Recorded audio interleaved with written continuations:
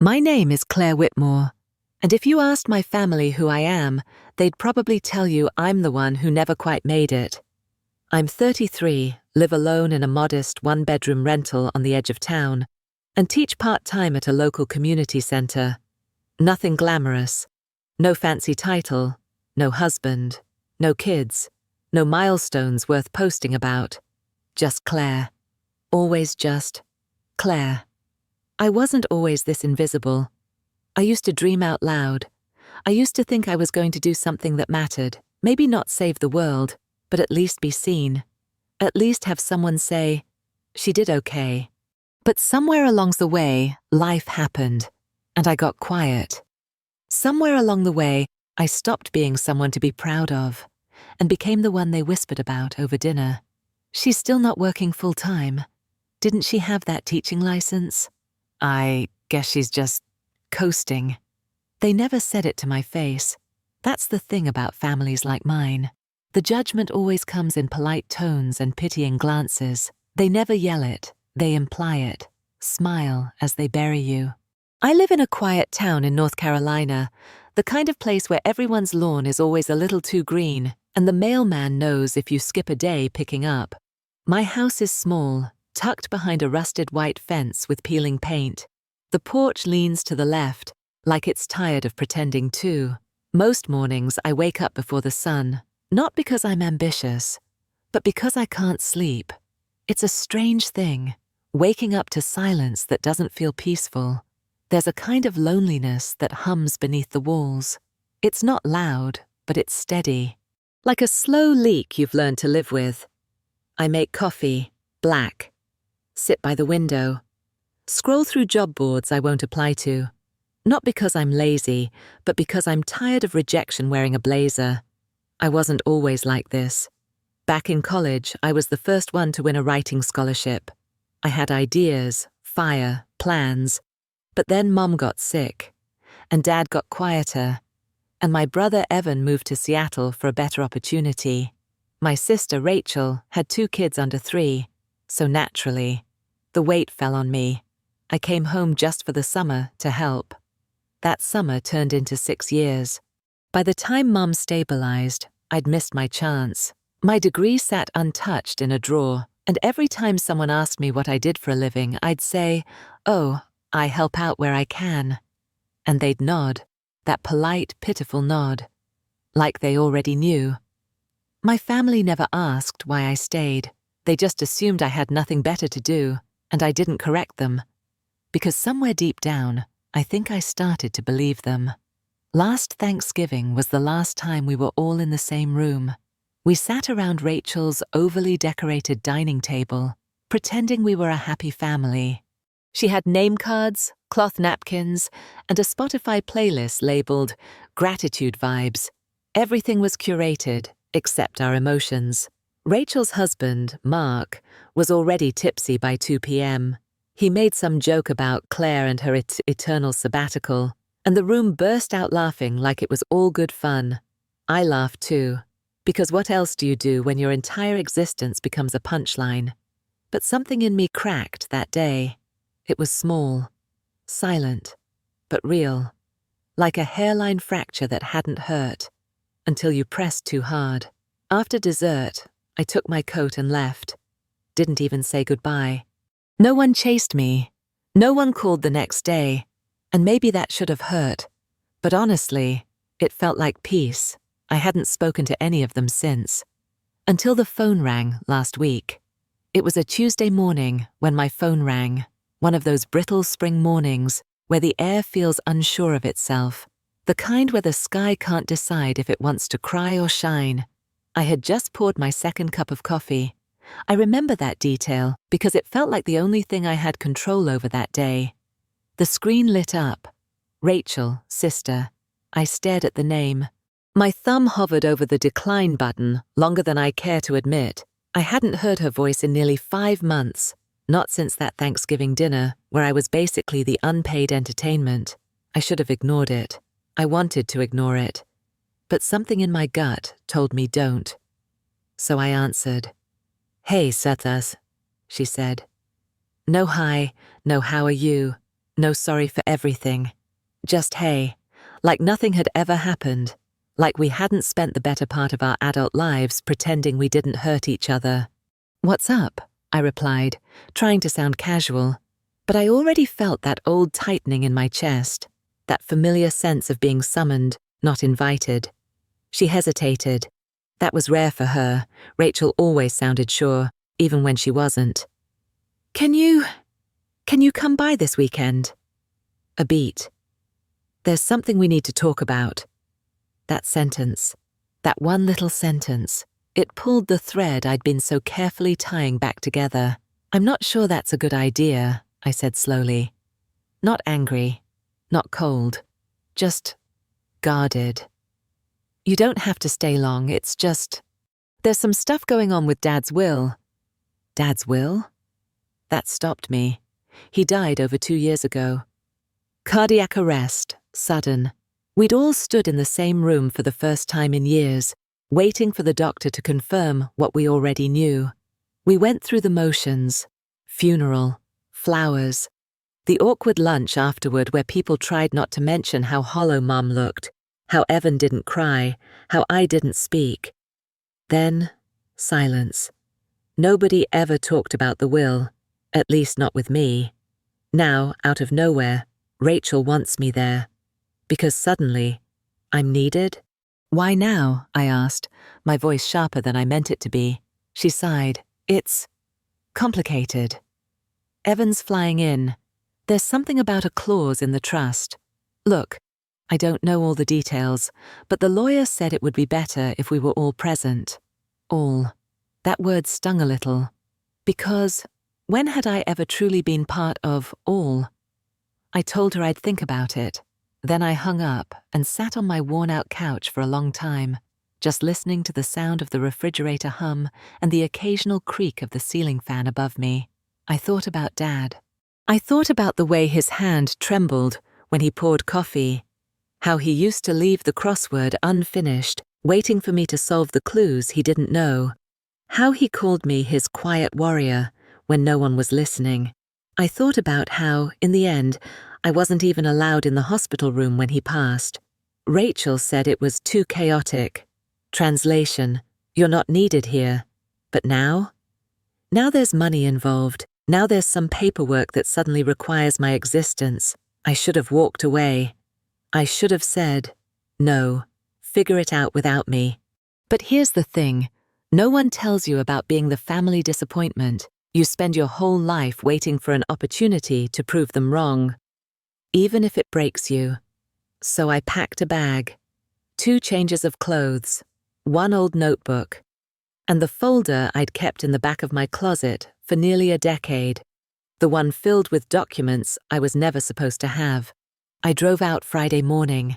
The closer I got to my childhood home, the more my stomach twisted. Like it remembered things I'd tried to forget. The oak trees still lined the driveway. The white paint on the porch still peeled in that familiar corner, and the air still carried that strange mix of hydrangea and disappointment. Rachel opened the door before I even knocked. You look, well, she said. I nodded. She didn't hug me. I didn't expect her to. Inside, the house felt the same and completely different. Some pictures had been rearranged. New candles sat on the mantel. But the energy, that heavy unsaid tension, it was still there. Evan was already seated at the dining table, scrolling through something on his phone like he couldn't be bothered. He didn't look up. Just said, Claire, with a half nod. I sat down across from him. Rachel busied herself in the kitchen, pretending to need something from the fridge. No one said anything for a full minute. It stretched between us like a rope we were all afraid to pull. Finally, Evan cleared his throat. The lawyer will be here at noon, he said. We should get through this quickly. Through what? I asked. You still haven't told me what this is. Rachel turned, her expression unreadable. There's a change, she said carefully. In the will. Something about Dad wanting things handled a certain way if certain conditions were met. Conditions, I repeated. Evan shrugged. Don't look at us. We didn't know either. You were listed specifically. I felt something shift in the room then. A subtle flicker, like a candle catching wind. They weren't just inviting me back. They were trying to figure out why Dad had left something tied to me. And for the first time in a long time, I wasn't just the useless one anymore. I was the wild card, the unknown, the piece of the puzzle they didn't expect to need, but now couldn't move forward without. I didn't smile, but inside something stirred. Not pride, not revenge, just awareness. I was no longer invisible, and they didn't know what that meant yet, but I did. The lawyer's name was Dennis Marks, and he looked exactly how you'd imagine a small-town estate lawyer to look. Grey suit, 2 decades too old, wire-frame glasses sliding down his nose, and a briefcase that seemed heavier than his actual body. He arrived at 12:03 p.m. sharp, apologizing for traffic that didn't exist. We all sat in the living room, in the exact same seats we used to fight over during movie nights. Evan took Dad's old armchair like it was his birthright. Rachel perched on the edge of the floral love seat, legs crossed too tightly. And me, I sat on the floor, back against the coffee table. No one offered me a cushion. Some things never change. Dennis cleared his throat and adjusted his papers like he was about to read scripture. "Thank you all for making time," he began. "I'll be brief, but I believe what I have to share today will be illuminating." That word, illuminating. Rachel shifted uncomfortably. Evan rolled his eyes. Dennis continued. "As you know, your father, Richard Whitmore, prepared a will shortly after his heart attack 7 years ago. However, in the final year of his life, he submitted a handwritten addendum, legally witnessed and dated, which includes revised instructions for the distribution of his estate." That got their attention. Evan leaned forward. "We were told everything was to be split equally." Dennis nodded. That was the original plan. But Mr. Whitmore made it clear in this updated document that certain provisions were to take precedence if, quote, "certain behaviors persist and certain contributions remain unacknowledged." Rachel narrowed her eyes. "What does that mean?" Dennis glanced at me, then back to his paper. I felt it before he said it. The shift, the incoming blow, the reason I'd been called. "According to this document," Dennis read, "should Claire Whitmore remain the primary caretaker of Mrs. Linda Whitmore beyond a period of 6 months, without compensation or assistance from her siblings, then, upon the death of Mr. Whitmore, the family home, surrounding property, and associated trust account shall be transferred entirely to Claire Whitmore." Silence. Not stunned silence. Charged silence. Rachel was the first to speak. "That's ridiculous." Dennis folded his hands calmly. "It's what he wrote." "But she—" Rachel turned toward me, voice rising. "You didn't own the house. You lived here rent-free." I didn't answer. Not because I didn't have words, but because none of mine could outmatch the bitterness in hers. Evan scoffed. "So what? She gets everything because she stayed?" Dennis, to his credit, didn't flinch. The remainder of the estate, investments, retirement funds, collectibles, will still be divided equally among the 3 of you. But the house, land, and trust fund set up for its maintenance, those are now solely under Claire's name.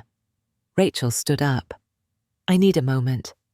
She walked out of the room like the floor had just dropped from under her. Evan stayed seated, but his jaw flexed. I watched him. Closely. He wasn't surprised. He was angry, but not surprised. That was when it hit me. They always knew Dad saw me. They just didn't want me to know. Dennis handed me a copy of the documents. His fingers brushed mine. Warm, dry, neutral. "You don't have to make any decisions today," he said quietly, "but the property title will be transferred within the month." I nodded, eyes fixed on the folder in my lap. The weight of it pressed into my thighs like concrete. After Dennis left, the house felt tighter, like the walls had opinions. I walked outside to breathe. The porch still creaked under my feet. The wind smelled like magnolia and old regret. I stood there a long time, looking at the gravel driveway, where Evan used to teach me how to ride a bike. He had let go too soon. I crashed into a mailbox. He laughed. I cried. Mom told me to toughen up. Dad bought me ice cream. I heard footsteps behind me. Rachel. Her arms were crossed. Her voice was clipped. I don't know what you said to him. I turned slowly. To who? Dad. I don't know what guilt trip you played or what pity act you pulled, but this is not fair. Fair? I echoed. I gave up 6 years of my life. I took Mom to every appointment. I fed her, bathed her, watched her sleep to make sure she didn't forget to breathe. You chose that. No, I said quietly. You all chose not to. Rachel looked away. Her lips trembled, not from sadness, but rage. Maybe shame. Maybe both. She wasn't used to being questioned. She was used to being the authority, the one who always had the last word. But this time, she didn't. She turned and walked back inside. Didn't slam the door. Didn't say goodbye. And I stood there, heart pounding, wondering what the hell I had just stepped into. I had wanted them to see me. Now they had. And it was going to burn. I didn't sleep that night, even with the documents clutched in my bag and the legal truth on my side. The air in that house made it impossible to rest. It was the same room I'd stayed in all those years ago, back when I moved home, just for a few months after Mum's stroke. The walls still held shadows of me, a younger version of myself folding laundry while Mom cried in the next room. Me holding a phone to her ear so she could talk to Dad when he traveled. Me emptying bedpans, booking physical therapy sessions, checking her medication, calming her panic when she didn't remember the word for window. Nobody called those nights caregiving. They just called it Claire not doing anything with her life. I remember one winter night, not long after Mum came home from the hospital. Rachel had sent flowers. Evan had wired some money, but no one came. I sat on the floor next to Mum's bed, feeding her soup while she blinked slowly, her mouth barely opening. I remember whispering, "It's okay, Mum. I'm here." She didn't say anything, didn't have to. That moment, her hand on mine, the tremor, the weight, it was everything. And still, not one person ever said thank you. Flash forward to the next spring. I missed an interview for a full-time teaching job in Raleigh because Mum had another fall. I never told my siblings. I just cancelled the trip, emailed the school and stayed. For the next 3 years I cleaned the same bathroom, cooked the same meals, smiled through the same pitying looks from neighbors who'd ask, "Still at home?" Like it was a prison I'd chosen. Even Dad, who loved me the most, couldn't always say it out loud. But one day, as he sat across from me on the porch, one of the rare days Mum didn't need us, he said it. "I know you think nobody sees you, kid," he muttered, eyes on the tree line. "But I do. I see everything." He never said more than that, but I knew what he meant. And now I realized he had meant more than I could have imagined. The next morning, I made coffee the way I always did when I lived here. Black for me, weak for Mum, cream for Dad. I stopped when I remembered I was the only one left drinking it. Rachel didn't come downstairs. Evan had left before sunrise without saying a word. And Mum, well, she still lived at a care facility 20 minutes away. Her mind half in 1992 most days. I hadn't told her I was back yet. I wasn't sure if it would register, but I needed answers. Not from Rachel, not from Evan. From the man who had died 2 years ago, but was somehow still speaking. I pulled the folder out again and looked at the second document. Dennis hadn't explained much. A scanned image of a journal entry from Dad. His handwriting unmistakable. Tight, slanted, deliberate. It read, "If anything happens, make sure Claire gets the house. She was the only one who stayed, the only one who gave instead of took. I don't care if they're angry. Let them be angry. She earned it." There's no date, no signature, just that note, buried among legal paperwork, but preserved. And suddenly, it hit me. He knew. Dad knew they would be furious. He knew they would question everything, blame me, call it manipulation, selfishness, even theft. But he also knew they hadn't shown up. I sat there at the kitchen table, in the same spot where I used to sort Mum's pills, where I used to cut coupons, where I once cried silently while Rachel told me over speakerphone that maybe I should just get a job and hire a nurse like normal people. And I felt the heat rise in my chest, not from rage, from truth, from relief. I wasn't crazy. I wasn't imagining the years I gave, the birthdays I missed, the jobs I turned down, the parts of me I quietly erased. Someone saw it, and not just anyone. My father did. The door creaked behind me. I turned. Rachel stood there, arms crossed, her face pale but tight. "You really think this is what he wanted?" she asked quietly. I didn't answer right away. Instead, I pushed the journal page across the table toward her. She picked it up like it burned, read it once, then again. Her lip twitched, the way it used to when she got caught lying as a kid. She set it down slowly, then said, "You always played the victim, Claire."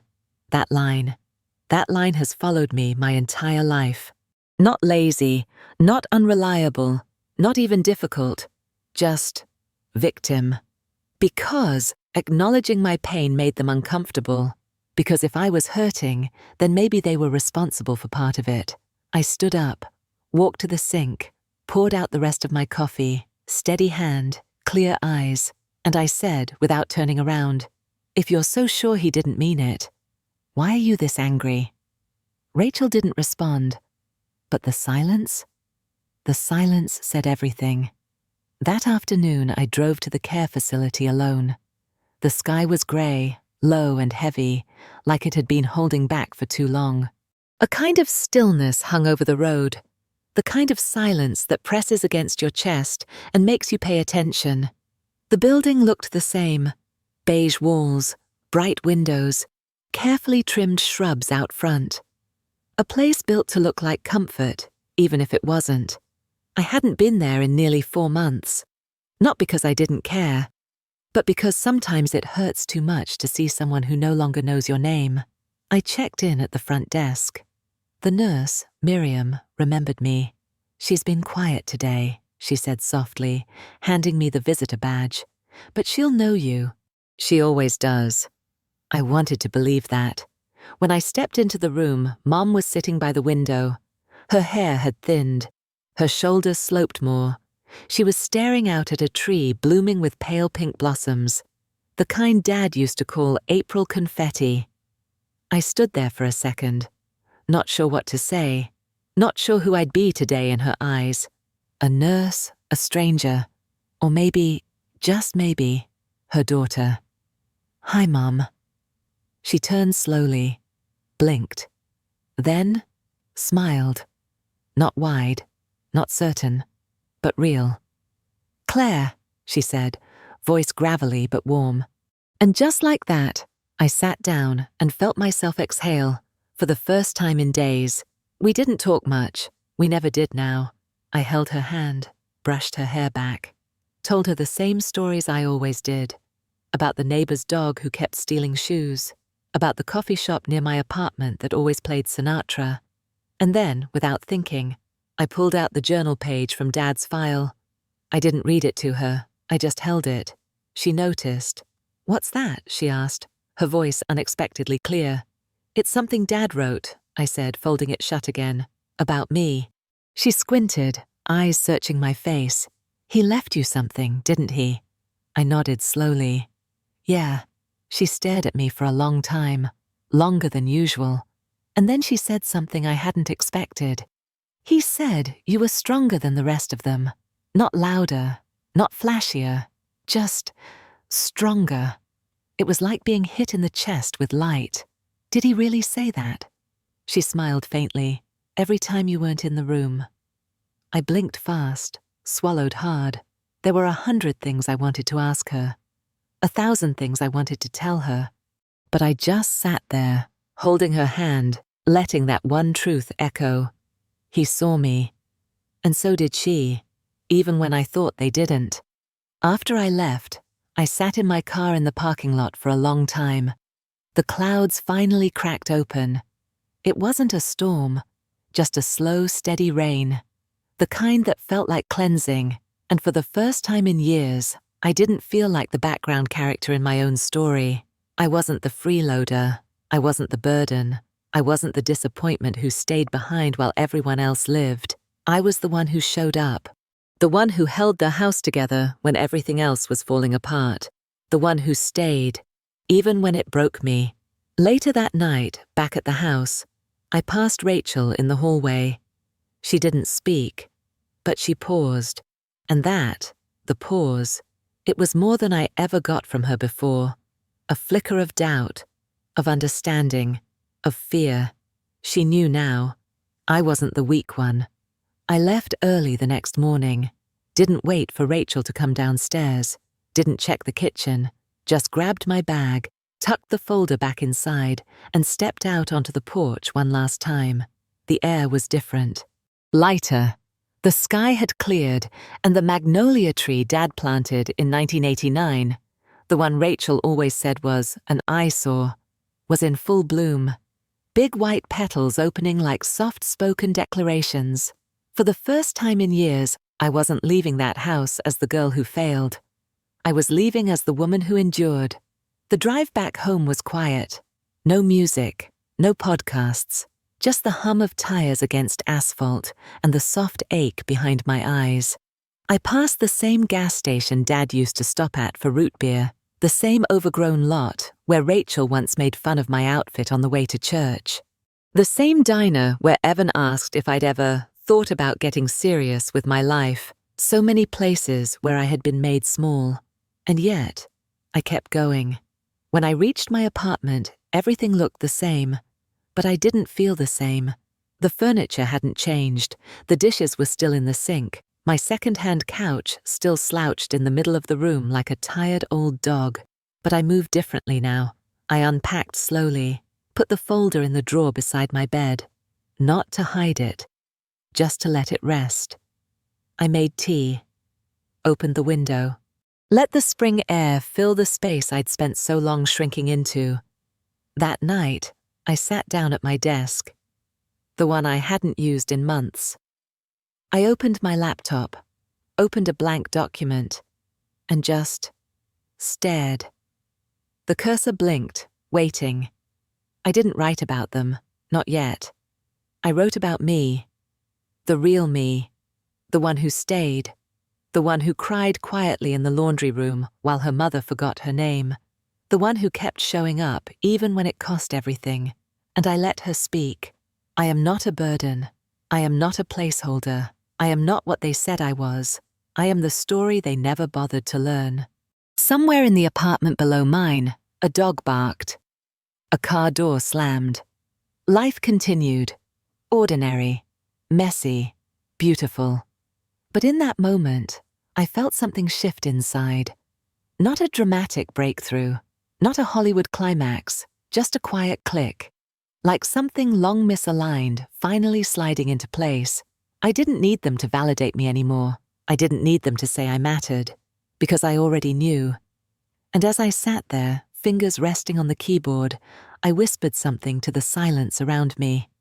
A promise, not revenge, not even justice, just truth. You called me a freeloader, but I was the only one who stayed, and now I'm done staying small. When I got back to my apartment, everything was exactly where I left it. The shoes by the door, the chipped mug on the counter, the unwashed spoon in the sink I swore I'd rinse before I left. Even the air felt the same, like it had been holding its breath in my absence.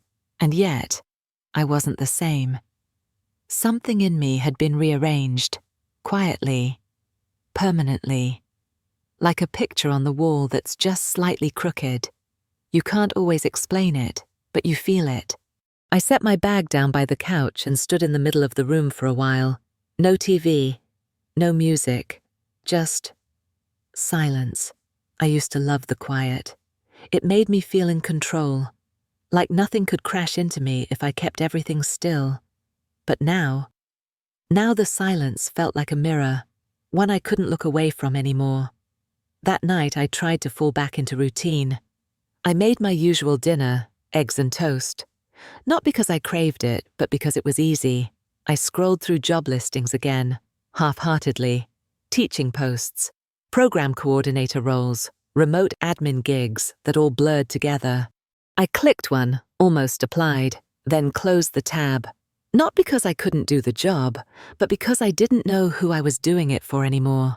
For so long, I'd tried to fill my time with just enough structure so I wouldn't feel like I'd failed. Now, I wasn't so sure failure had been the problem. Maybe it was invisibility. I sat at my desk later that evening. Same desk I hadn't touched in months. There were still papers tucked under the keyboard from a workshop I never finished. A pen out of ink. A sticky note that said, "Try again tomorrow," in handwriting I barely recognized as mine. I opened my laptop. Blank document. Cursor blinking. And I started to write. Not for work, not for a submission, not even for clarity, just to bleed. They called me the freeloader, the extra, the drifter. But I was the one who stayed when they walked away. I paused, felt the lump rise in my throat. Kept writing. They asked me why I didn't leave, why I didn't chase something bigger, but they never once asked why I stopped, or what I was holding while they ran. The words poured out like water through a crack in the dam. Grief, anger, truth. I hadn't said out loud, not even to myself. I wrote until my fingers cramped and my eyes stung from staring. Then I hit save, closed the laptop, and sat back. It wasn't a masterpiece. It wasn't a revelation. But it was me. All of me. The next morning, I didn't check my email, didn't open LinkedIn, didn't even check the weather.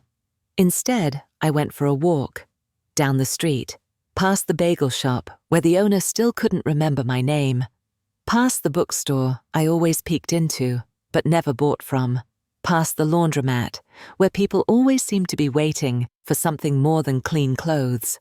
I walked without direction, and it felt honest. By the time I got home, there was a text from an unknown number, but I recognized it immediately. Evan. Need to talk. Something's not right. You free tonight? I stared at it, felt my jaw tighten. Because of course, just when I was beginning to settle into this quiet shift inside me, he shows up again. But something about that message, something's not right, stuck. Evan wasn't the kind of person to admit uncertainty, which meant whatever he had to say was going to shake something loose. I didn't respond right away. I made tea, sat by the window, let the sun warm the side of my face, and then finally, I typed, "Sure." Where? We met at this upscale coffee shop downtown, the kind of place with Edison bulbs, minimalist furniture, and pastries no one actually eats. It was exactly the sort of place Evan liked. Clean, curated, expensive enough to keep the noise out. He was already there when I arrived. Black button-down shirt, Rolex flashing when he reached for his cappuccino. That same rigid posture, like he'd been trained not to slouch even when no one was watching. He looked up when I walked in, but didn't smile. Just nodded toward the empty seat across from him. "Claire," he said, like it was both a greeting and a test. "Evan," I replied, sitting down. "So what's not right?" He didn't waste time. "I looked through some of Dad's old bank records," he said, low and fast, like someone might be listening. "Why?" He shrugged. "Because something feels off." He had a trust, a very specific distribution plan, and somehow, months before his death, large chunks of it were moved. Moved where? "That's the thing," he said, tapping the table. "The accounts they were moved from are listed, but the ones they were moved to don't exist, or they're blocked, redacted. Something's missing." I leaned back, heart skipping. "Did the lawyer say anything?" "Dennis says it was all above board," he muttered, almost bitterly. "But Dennis was loyal to Dad. He's not going to question his hero." I said nothing, just stirred my tea. "And then there's you," he added. I looked up sharply. What about me? You're listed as the primary beneficiary of the house and trust. But when I asked for the ledger showing how the trust was used while Dad was alive, your name came up on multiple expense logs. Because I was taking care of Mom. He looked at me, cold, measuring. Or maybe because Dad was funneling something to you under the table. I laughed, not out of humor, out of shock. You think I stole from him? I think, Evan said carefully, that you were closer to him than we realized. And I think Dad kept secrets. And people who keep secrets usually do so for a reason. I should have stood up, should have walked away. But something in his tone, not angry, not accusing, just deeply unsettled, made me pause. You think he was hiding something? Evan didn't answer, just sipped his coffee and looked away. After a moment he said, I thought I knew him. And there it was, the crack. Not just in Dad's financial records, but in Evan himself. He wasn't here to accuse me. He was here because the man he'd admired, modeled himself after, had made a choice that didn't include him, and it broke something in him. I don't know what you want from me, I said gently. I want the truth, he said. And for the first time in our lives, he meant it. We sat there for a while. Two siblings who hadn't shared anything but last names and blood type for most of our lives. Not friends, not enemies, just confused children in adult clothes. Before I left, Evan said something that stuck. If you find anything that doesn't add up, I want to know, even if it makes him look bad. I looked at him, really looked at him, and I nodded. Because if there was one thing I'd learned, secrets don't stay buried forever. That night I couldn't sleep. I pulled the documents back out of my drawer, spread them across the floor, studied every signature, every date, every uneven line of handwriting, and I noticed something I hadn't before.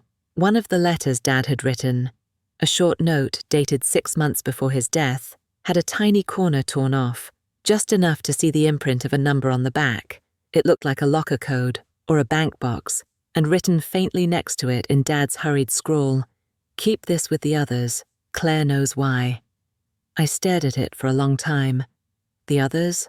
What others? And why? Why would he write something only I was meant to understand? Something wasn't right, and Evan was right about one thing. Dad had secrets. I hadn't planned to go back. Not so soon, not without a reason. But I told myself I needed to check on the house, maybe fix the leaky faucet Dad never got around to, maybe start thinking about what I'd do with the land. That was my excuse. The real reason? I couldn't stop thinking about what Evan said and about that torn corner in the letter. Claire knows why. The house felt heavier this time, quieter, like it was holding its breath, not out of grief, but out of watching. I moved through it like a trespasser, careful, intentional, like one wrong step might trigger a memory I wasn't ready to face. I went upstairs, to the attic. The pull-down ladder creaked the way it always had. That narrow, dusty stairway had terrified me as a kid. Too dark, too high, too unstable. But Dad used to climb it like it was nothing. He'd take me with him, one arm around my waist, telling me stories about all the treasures hidden in the attic.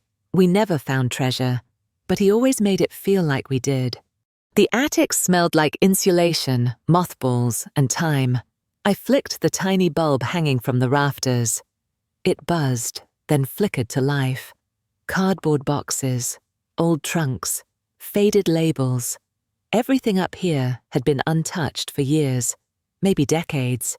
I wasn't sure what I was looking for, but then, in the far corner, behind a stack of old vinyl records and a broken lamp, I saw it. A small wooden box, locked, and carved into the lid, faintly but unmistakably, CW. My initials. My heart stopped for half a beat. I dragged it out, coughing through the dust, and sat cross-legged on the attic floor like I was 10 years old again. No key, but I remembered something. Dad used to keep a skeleton key taped under the old train set box. I found it in less than a minute. My hands were shaking as I fit it into the lock. Click. The lid opened with a long, tired sigh. Inside were papers. Old, fragile, smelling of ink and weather. I pulled them out one by one. 1. A receipt for a storage unit rented under Dad's name, dated 9 months before he died. 2. A letter, unsent, addressed to someone named Marjorie. 3. A photo. I stopped at the photo. My throat went dry. It was Dad, standing next to a woman I didn't recognize. Not Mum. Younger, dark hair, kind eyes. Her hand was on his arm. They looked close, too close to be business, too comfortable to be accidental. On the back of the photo, in Dad's handwriting, Chicago, 2003. Chicago? He'd only ever gone to Chicago once, for a conference. That's what he told us. Mom never talked about it. I picked up the letter addressed to Marjorie. It wasn't romantic, not quite, but it was personal, deep. He wrote about regrets, about mistakes that don't go away, about how he wished he'd had more courage. And then a line that made my stomach knot. Claire reminds me of you sometimes, not in looks, in loyalty. I read it twice, then again. What did that mean? Was Marjorie someone he loved? Someone he left behind? Or someone else? And why keep this? Why leave it for me? I spent another hour digging through the box. More letters, more fragments. None of them told the whole story. Just edges of one. Dad had a past none of us really knew. A version of himself before Dad, before us. And now that version was bleeding through the cracks he'd tried so hard to seal. As I packed the box to take it downstairs, I noticed something else wedged in the bottom. A key. Small. Brass. With a bank name printed faintly on the tag. And a sticky note wrapped around it with 4 words. You'll need this, Claire. It all made sense now. The torn letter, the account transfers, the redacted destination, the storage unit, the mystery woman. The letter Evan said didn't add up. Dad hadn't been trying to hide something from me. He'd been leaving something for me. But what? I carried the box downstairs, heart pounding, palms sweaty. The sunlight in the living room felt too bright.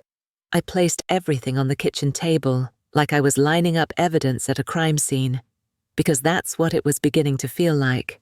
Not a family drama, a mystery, a slow unfolding truth, one he'd trusted me to find.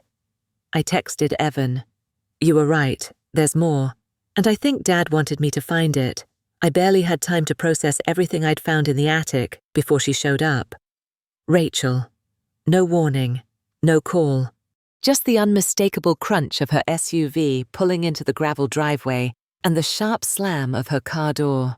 I was still at the kitchen table, everything spread out in front of me, the box, the photo, the key, the letters, when the front door flew open like she owned the place. She didn't even look at me at first. She looked at the mess. Then she looked at me. You've got to be kidding. Her voice wasn't raised. That made it worse. That cold, calm fury that always came right before she went nuclear. What are you doing here, Claire? I'm checking on the house. Her eyes narrowed. You're snooping through Dad's things, again. I'm trying to understand what he left behind. Rachel crossed the room and picked up the photo. The one of Dad and the woman, Marjorie. Her face didn't change. She set it down like it meant nothing. I always knew he had a past, she said flatly. We all do. Doesn't mean it's your business. It is my business, I snapped. He left this for me. Rachel folded her arms. Funny how everything gets left to you, isn't it? And there it was. The real reason she came. Not to check on the house. Not to understand. Not to mourn. To accuse. You think I manipulated him, I said. Not asking. Knowing. Rachel didn't flinch. I think Dad wasn't well those last few years, she said. And I think you were the only one here, feeding him guilt, making him believe you were some kind of saint. My jaw clenched. You weren't here. Neither were you, she fired back. Not really. You were hiding in this house, playing caregiver. But you were never in the family. You were just a shadow. Hanging on. Waiting. It stung, because part of me believed it, or used to. But not anymore. I gave up everything to take care of them, I said. I washed Mum's hair. I cleaned her. I stayed up with her when she forgot who she was. I gave years of my life, Rachel. She scoffed. Out of guilt, not love. No, I said quietly. Out of love. And you couldn't stand that he saw it. Rachel's mask cracked, just a little.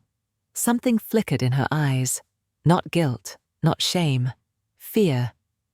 Do you even know what Mom said about you before she got sick? She whispered. I stayed silent.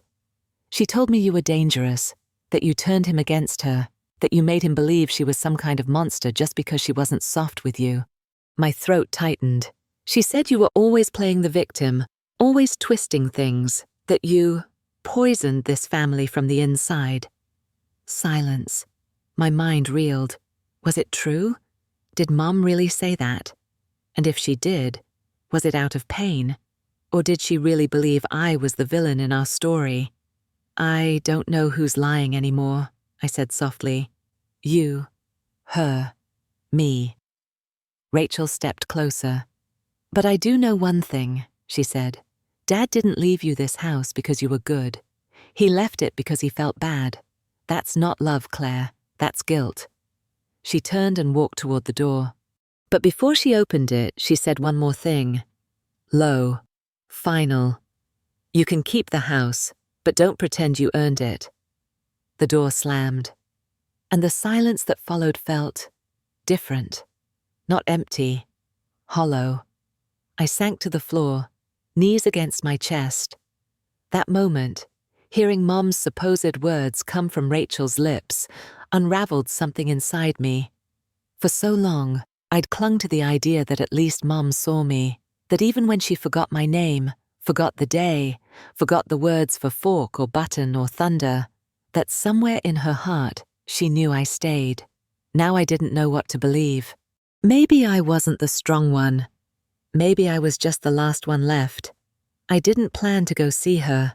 I was still raw from Rachel's words, from the way she dropped Mum's name like a grenade and walked away without looking back. But something kept echoing in my head. She said you poisoned this family from the inside, and I needed to know if it was true, even if the person who said it might not remember saying it at all.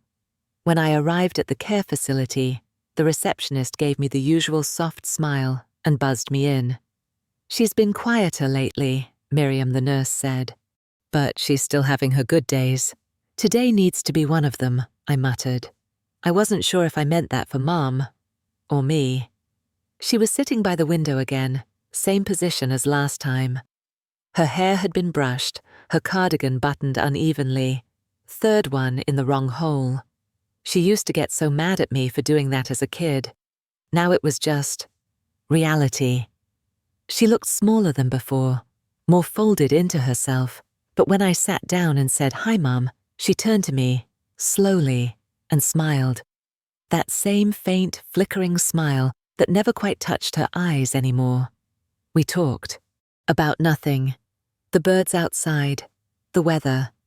A dog she thought she used to own but never did.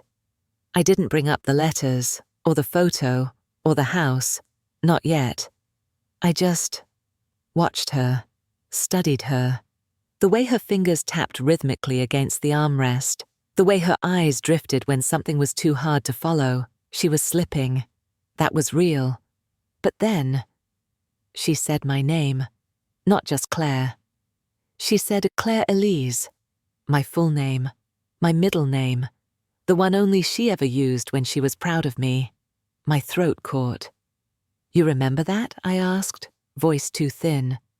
She blinked slowly, nodded once, then looked back toward the window. I waited a long time before I asked the question. Mom? She turned her head slightly. What did you mean when you said I turned Dad against you? Her eyes narrowed. not in anger, in confusion. I said that? Rachel told me you did. Mum looked away. I don't remember, she said quietly. I tried again. Did you believe it? A long pause. Then she whispered, I believed. You loved him more than you loved me. That stopped me cold, because I didn't expect honesty. Not that kind. Not that kind of wound. I didn't love him more, I said, tears burning behind my eyes. But he let me be who I was. You always tried to fix me. She didn't argue, didn't even blink. Just said, you were always soft. I thought it would destroy you. She said it like a confession, like a failing she hadn't meant to carry this long. I stayed, I said, for both of you. I know. You didn't say it. I couldn't. Why not? She turned her head fully toward me now. Her eyes suddenly were clear, present, sharp. Because I didn't want you to know you'd won. I stared at her, heart pounding. What did I win? Her lips twitched into something like a smile. His heart. I couldn't breathe for a second. All this time I thought I was the invisible one, the forgotten one, the burden, the background. But she had seen it, she knew, and maybe she resented it. But still, she saw. She closed her eyes then. Her breath slowed. Her fingers twitched. I stayed, held her hand, and for the first time in my life, I didn't need her to say sorry, because now I finally understood. Her silence wasn't because she didn't love me, it was because she didn't know how. I didn't go straight home after visiting Mom. I drove aimlessly for an hour. No music, no GPS, just my thoughts unraveling like threads caught in the wind. Her words haunted me. Because I didn't want you to know you'd won. I'd spent my entire life chasing her approval, her warmth, her recognition, never realizing she had seen me all along. She just couldn't give me what I needed, because of what it cost her. And somehow, that truth made me feel both heavier and lighter. When I finally returned to the house, it was dusk. The sky was bruised with purples and fading gold. The air smelled like cut grass and coming rain. I sat at the kitchen table again, the box from the attic still where I left it. This time I took everything out slowly, paper by paper, letter by letter, looking for what I'd missed. And that's when I saw it, tucked behind an old utility bill and a faded birthday card. Nearly stuck to the back of the envelope was a thick piece of folded stationery, cream-colored, unlabeled, but heavy. I opened it carefully. Inside was a letter, handwritten, in my father's unmistakable slanted cursive, and dated 6 months before he died. Claire, if you're reading this, something's gone wrong. Maybe I got scared. Maybe I waited too long to explain myself. Maybe they got to you before I did. But I need you to know there's more to this story than anyone will admit. I gripped the page tighter.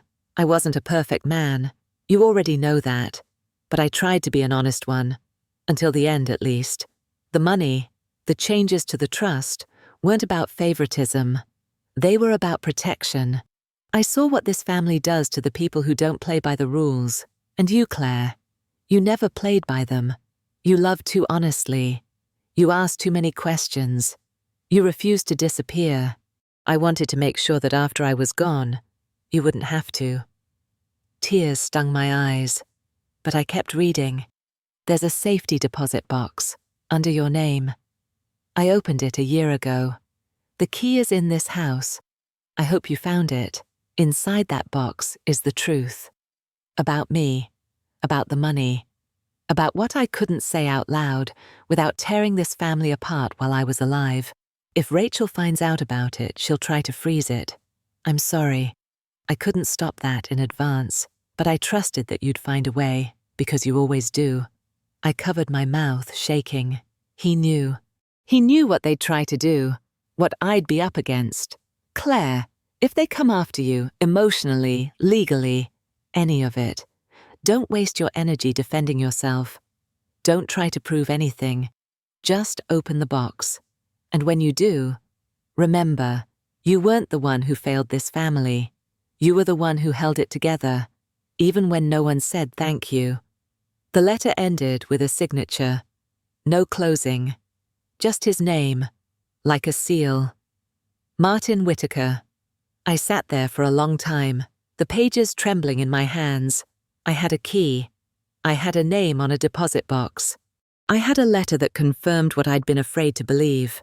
This wasn't about inheritance, it was about truth. I didn't know what was inside that box, but I knew now. It was the thing they didn't want me to see, and that meant one thing. I had to open it. The next morning, I called the bank listed on the envelope. The woman on the other end put me on hold for a long time before returning with a tight, professional voice. That box is currently under legal review. Legal review. A challenge was filed 2 days ago by Rachel Whitaker. My stomach dropped. Of course she knew. Of course she moved fast. She always did when she was cornered. I asked if I could view the contents. They said no, not until the review was complete or a judge-approved access. I hung up. Heart pounding, rage and clarity mixing in my veins. Rachel had filed the challenge before I even found the letter. She didn't need to read it. She already knew. I pulled the envelope closer and stared at the name scrawled across the front again. My name, written by the only person who had believed in me, not loudly, but deeply. You weren't the one who failed this family. You were the one who held it together. And now I was holding the final piece. I just had to fight to open it.